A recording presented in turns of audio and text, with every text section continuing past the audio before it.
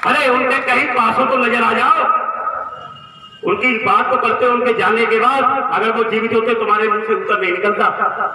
आज जो कुत्तों की तरह होगा आए हो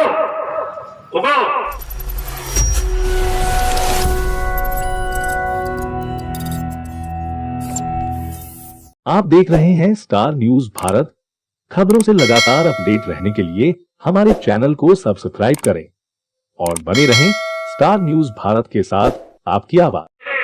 सभी प्रधानगणों का हार्दिक स्वागत एवं अभिनंदन, सभी क्षेत्र पंचायत सदस्यों का हार्दिक स्वागत एवं अभिनंदन। जिस तरीके से आज ये विजय संकल्प महासम्मेलन का आयोजन मुझे करना पड़ा, इसके पीछे आप लोगों की मंशा थी। आप जो कार्यकर्ता के रूप में यहाँ बैठे हैं, इन्होंने आप सबने जो मुझसे कहा कि भाई सभी लोग अपने अपने सम्मेलन कर रहे हैं, तो हम लोग क्या करें, हमारा सम्मेलन कब होगा, हम किसके पास जाएं। तो हमने आप लोगों को विश्वास को हासिल करने के लिए आप लोगों के सहयोग को दृष्टिगत रखते हुए इस सम्मेलन का आयोजन किया, जिसको नाम दिया हमने भारतीय जनता पार्टी विजय संकल्प महासम्मेलन। जिस तरीके से मेरे पिता विधायक 2017 में जब आपने बनाया और इस क्षेत्र की जनता के ध्यान रखते हुए अपने कामों को करना शुरू किया, तो आपको ये विदित है, ये आपको भली भांति मालूम है कि क्षेत्र का चौमुखी विकास करने में उन्होंने कोई कोर कसर नहीं छोड़ी। ये हमारा दुर्भाग्य है कि 2 साल कोरोना के चक्कर में सारे विकास कार्य ठप हो गए और इस कोरोना में मेरे परम आदरणीय पिता इस दुनिया को भी छोड़कर चले गए। आज हमारे बाबा कह रहे थे कि उनका नाम जैसा था कि घर घर में पूजा जाता था, तो मैं बड़ा भावुक हो गया। हालांकि राजनीति में भावुकता का कोई रोल नहीं होता, कोई अंश नहीं होता, लेकिन पिता तो पिता होता है, उसको खोने का गम।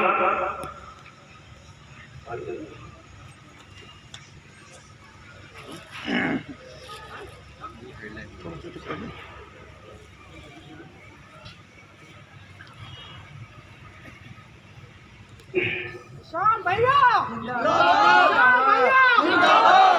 संघर्ष करो, हम तुम्हारे साथ हैं। भैया तुम संघर्ष करो, हम तुम्हारे साथ हैं।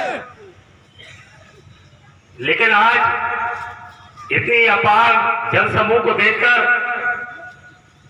उन लोगों से ये कहना चाहता हूं जो ये कहते हैं कि विधायक जी ने क्या किया, विधायक जी ने क्या कमाया, तो वो अपनी आंखें खोल के पंडाल में बैठी हुई इस भीड़ को देख ले कि विधायक जी ने क्या कमाया और विधायक जी ने क्या पाया।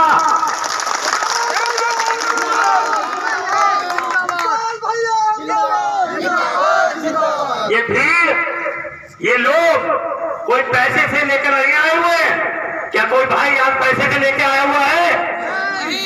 क्या किसी से 1 रुपया भी मुझसे लिया है? ये वो प्यार है विधायक जी का जो उन्होंने लोगों को दिया और लोगों ने उन्हें दिया, और इसलिए आज पंडाल में हजारों की संख्या में लोग यहाँ बैठे हुए हैं। ये उनका प्यार है जनता के लिए और जनता का प्यार है उनके लिए। ये आंखें खोल के देखिए विरोधी जो कहते हैं इस बात को। अब मेरे पिता स्वर्गवासी विधायक जी ने नवाबगंज विधानसभा क्षेत्र को जिले की अन्य विधानसभाओं से अलग हटके नंबर 1 बनाने के जो सपना देखा था, उस सपने को पूरा करते करते वो अचानक हम सबको छोड़कर चले गए। मेरा परिवार और मैं, हम एक सपने में थे, उस सपनों से उभर नहीं पा रहे थे, हमें समझ नहीं आ रहा था हम क्या करें। लेकिन जब क्षेत्र के लोग जो हमारे परिवार से स्नेह करते थे, प्रेम करते थे, वो बुजुर्ग जब मेरे घर आए और उन्होंने हमें ढाढ़स बनाने का काम किया और मुझसे कहा कि बेटा तुम्हारे पिता तुम्हारे पीछे वो चीज छोड़ गए हैं जिसका तुम्हें घर बैठ के अनुमान नहीं लग सकता। उसके लिए तुम उस जनता के बीच में जाना पड़ेगा से जनता के बीच में सदैव वो प्रेम और स्नेह के साथ रहा करते थे। मुझे उनकी बात समझ में आई मैंने क्षेत्र में जाना शुरू किया और जब क्षेत्र में मैं निकला तो मैं पहले दिन जब गया तो मैं लौट के मम्मी से आकर बोला, मैंने कही मम्मी पापा तो क्षेत्र में वो सब कुछ छोड़ गए हैं कि आज हम अनाथ हो तो वो भी अनाथ महसूस नहीं कर पाएंगे। इतना आशीर्वाद इन लोगों का हमारे सर पर रहेगा।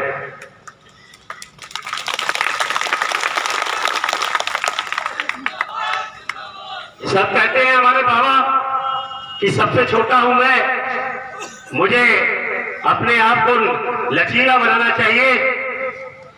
तो मैं जितने 5-6 महीने से आप लोगों के बीच में आ रहा हूं, मैं तो अपने व्यवहार से ही आप लोगों के दिल को जीतना चाहता हूं।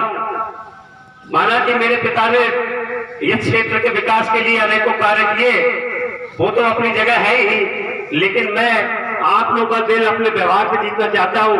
आप लोग इस रात कोई धोखाधड़ी करके नहीं जीतना चाहता कि अभी प्यार मोहब्बत कर लूं, आपका वोट पालूं और उसके बाद अपने लखनऊ बैठूं या अपने घर बैठूं और आप लोगों से मिलूं ना। मैं तो ये जीवन आपको समर्पित कर दिया। जब तक मेरी सांस में सांस है, आपका सुख मेरा सुख, आपका दुख मेरा दुख, आपका परिवार मेरा परिवार, मेरा परिवार आपका परिवार।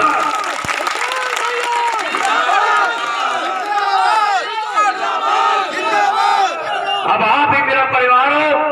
आप जैसे लिए मेरे लिए निर्णय लोगे, मेरे सर माथे होगा, मैं उसी को मानकर आपके बताए हुए कर्मों में चलूंगा। अपनी तरफ से आपको कोई भी अपना कोई भी फैसला आप पर थोपने का काम नहीं करूंगा। मैं आपको यही बता देना चाहता हूं कि मैं जो मेरे बुजुर्गवार हैं उनके बेटे के रूप में आप लोगों की सेवा करना चाहता हूं। जो मेरे नौजवान साथी हैं, मैं उनके भाई की तरह, उनके दोस्त की तरह, उनके कंधे से कंधा मिला के उनका साथ देना चाहता हूं। मैं आपकी सेवा करने के लिए आपके बीच में आना चाहता हूं, ना कि आपको बेवकूफ बना के आपको बर्दाश्त करने के लिए आना चाहता हूं।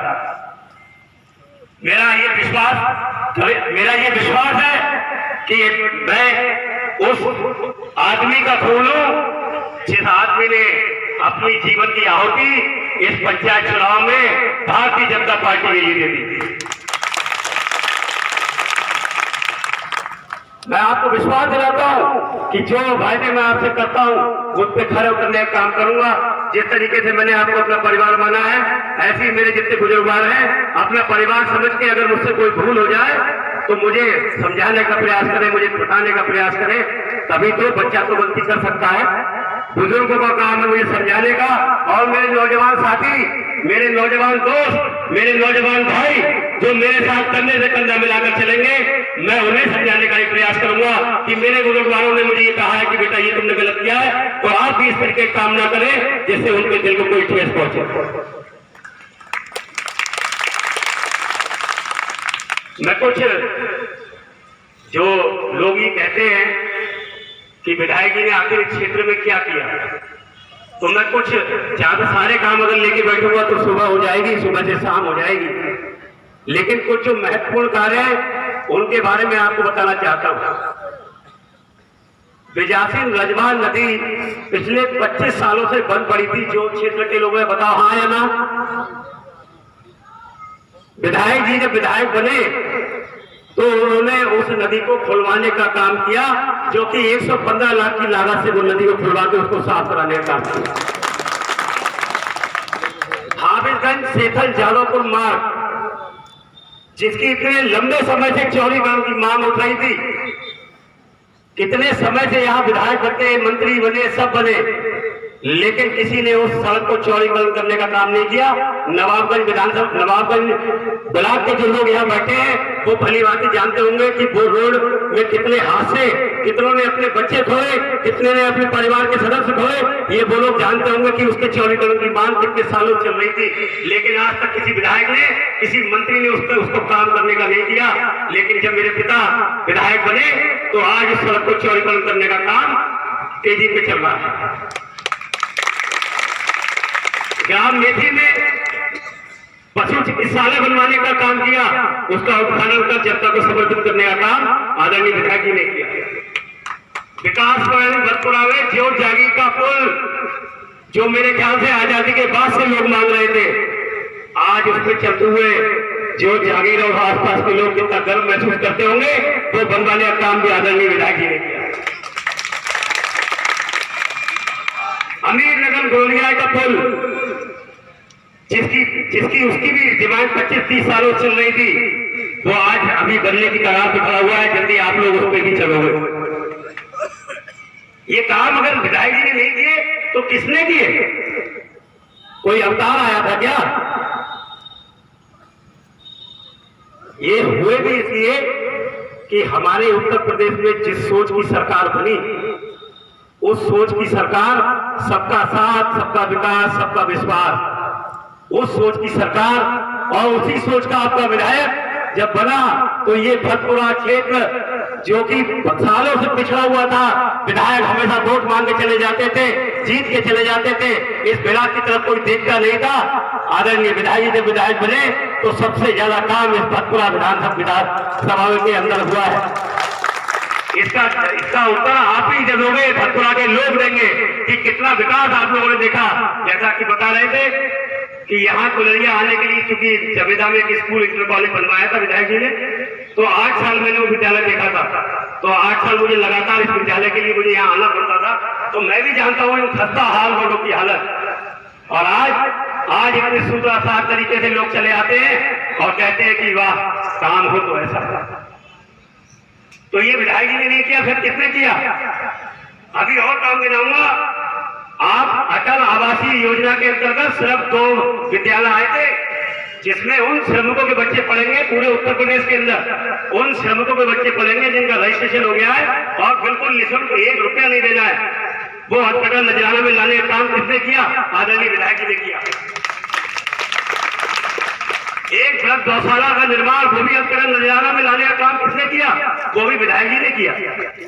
अध्यक्ष जिला पंचायत रहते हुए हर मजले में स्कूल देने का काम किसने किया? आदरणीय विधायक जी ने किया। अरे उनके कहीं पासों तो नजर आ जाओ, उनकी बात तो करते हो, उनके जाने के बाद अगर वो जीवित होते तुम्हारे मुंह से उत्तर नहीं निकलता।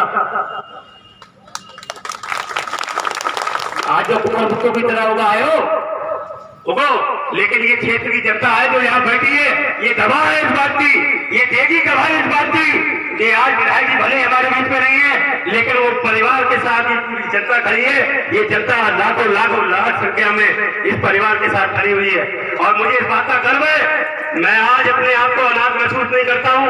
आप लोगों का जो आशीर्वाद मेरे सर पे बना हुआ है, जो आप लोग मुझे अपना आशीर्वाद देते हो, समय समय पर मुझे अपने सुझाव देते हो, मैं मानता हूँ कि मेरे पिता मुझसे कुछ कहते हैं।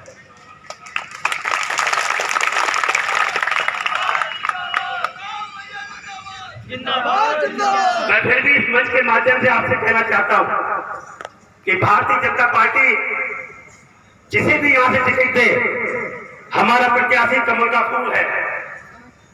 वो जिसे भी टिकट देगी हम उसे दिल जान से चुनाव लड़ाएंगे और मैं भारतीय जनता पार्टी का सत्ता सिपाही, मैं उसे दिल जान से चुनाव लड़ाऊंगा, चाहे कोई लड़ाई या न लड़ा।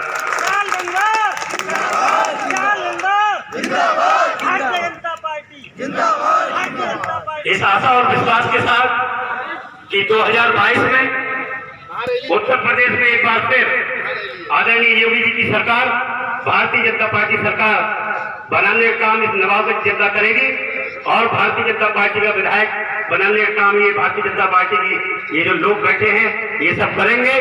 तभी 2022 के बाद ये समझ लीजिए कि 2024 का रास्ता खुलेगा। आदरणीय मोदी जी एक बार फिर जाकर केंद्र में प्रधानमंत्री के रूप में बैठेंगे और हम जो सेवाएं योजनाएं उनके लाभ उठा रहे हैं उनका अलग अलग रूप में फिर से लाभ उठाएंगे। इस आशा और विश्वास के साथ कि 2022 में एक बार फिर भारतीय जनता पार्टी सरकार बनाने में आप लोग पूर्ण योगदान देंगे, ऐसा मैं विश्वास करता हूं और इन सबके साथ अपनी बात को विराम देता हूं। मेरे साथ एक नारा लगा दीजिए और उसकी आवाज इस पूरे नवाब में गूंजनी चाहिए, इतना गगनचुंबी नारा होना चाहिए। बोलो भारत माता की, बोलो भारत माता की, जय श्री राम, जय श्री राम। बहुत बहुत धन्यवाद।